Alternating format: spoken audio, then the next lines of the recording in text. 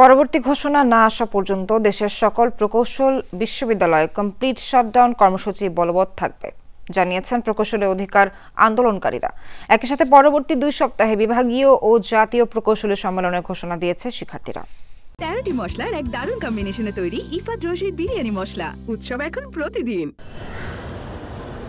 প্রকৌশলী অধিকার আন্দোলনের ঘোষণায় দেশের সব প্রকৌশল বিশ্ববিদ্যালয়ের মতো বাংলাদেশ প্রকৌশল বিশ্ববিদ্যালয় বুয়েটেও চলে কমপ্লিট শাটডাউন কর্মসূচি। বন্ধ ক্লাস, পরীক্ষা ও একাডেমিক কার্যক্রম। আমাদের পরীক্ষা অনেকে স্থগিত করছে এবং অথরিটি থেকে পরীক্ষা স্থগিত ঘোষণা করা হয়েছে। আমাদের ক্যাম্পাস যেহেতু সিলেট শাহজালাল বিজ্ঞান প্রযুক্তি বিশ্ববিদ্যালয়, আমাদের ওইখানে ইঞ্জিনিয়ারিং ডিপার্টমেন্টগুলোর শাটডাউন কর্মসূচি চলতেছে। বৃহস্পতিবার বিকেলে রাজধানীর ইঞ্জিনিয়ার্স ইনস্টিটিউটে ব্রিফ করে আন্দোলনরত শিক্ষার্থীরা। প্রকৌশলী শিক্ষার্থীদের 3টি দাবির যৌক্তিক ব্যাখ্যা উপস্থাপন করেন বক্তারা। বলেন, বর্তমান নিয়ম চালু থাকলে প্রকৌশলী শিক্ষার্থীদের সরকারি চাকরির পাইপলাইন বন্ধ হয়ে যাবে। এখন যেটা হয়েছে ডিপ্লোমা কোটা, মানে আপনার যত যোগ্যতা থাকুক, আপনি যা কিছু পারেন, যত পরীক্ষায় পারেন না কেন, শুধুমাত্র ডিপ্লোমায় ঢুকবে, আর কেউ ঢুকতে পারবে না।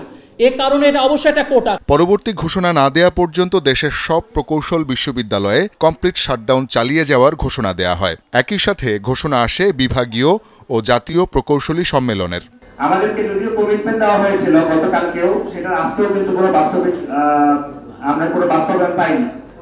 নেক্সট অ্যানাউন্সমেন্ট হওয়ার আগ পর্যন্ত সারা দেশের ক্যাম্পাসগুলোতে কমপ্লিট শাটডাউন বলবৎ থাকবে। আমরা সারা দেশে বিভাগীয় প্রকৌশলী সমাবেশ সম্পন্ন করব।